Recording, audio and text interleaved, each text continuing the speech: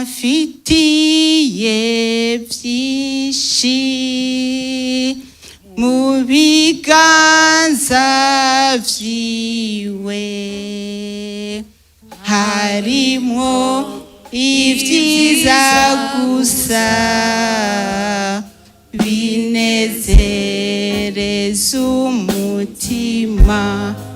Ndongozi, bavyeyi, bakozi b'Imana mwese muri hano, aho Imana iriko iraduhamagarira hasaba ihinduka ry'ivyiyumviro, hasaba ko tugira imitima mishasha, hasaba ko tuva mu vya kera, hasaba ko duhindura ingene tubona ibintu.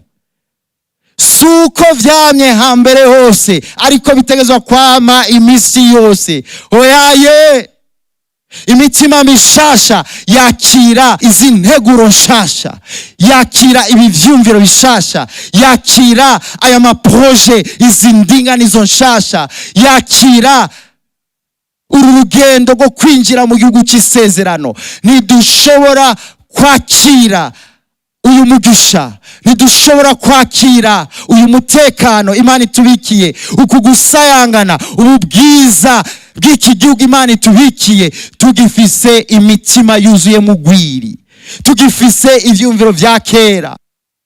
Ese icoma tukaba Barundi, ese icoma tukagira ivyumviro vy'umurundi avuga ngo nzokora igishoboka cyose kugira ngo uyu muryango wanje uve mu gasuzuguro. Sije nkwiye kuba intambamyi y'agasuzuguro n'igitutsi, sije nkwiye kuba intambamyi yo kutinjira.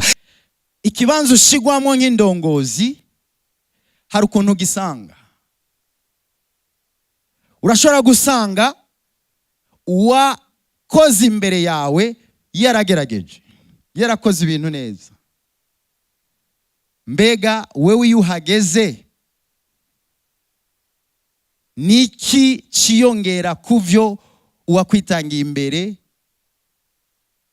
yakoze uri bukore, kugira ngo nawe niwavaho uzoza asange iyo ministère, ico gisata wakoreyemwo cyarateye imbere. Amabanga turimo, ayo twahamagariwemo, ayo twatorewemo, ayo dusanzwe turimo, hari ukuntu twayasanze asa. Nukuvuga ngo indongozi yose ikwiye kwiyumvira ngo nkwiye kuhasiga hasa neza kurusha uko nahasanze. Niko indongozi yose itegezwa kwiyumvira. Icya kabiri, ushobora gusanga aho hantu washizwe, aho hantu watanguye gukorera, aho hantu bagira baguhamagarira gukora, uwakwitangiye imbere yarononye ibintu. Se Barundi, urwego nyobozi rukaba rwahisemwo kukwizigira. Mbega urashika ubandaniriza ko canke ubanza gushira ku murongo ivyari ivyo wasanze vyari vyononekaye?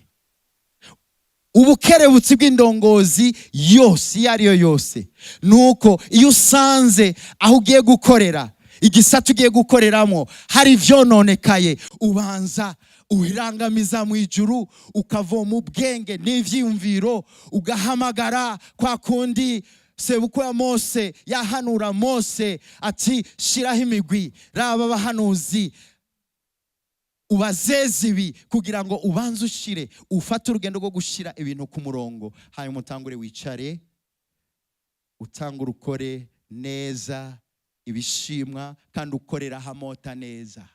Icya gatatu, niwagira ikosa ugasanga harononekaye, harasivye, ugaca uvuga ati bisije nabigize sije bibazwa,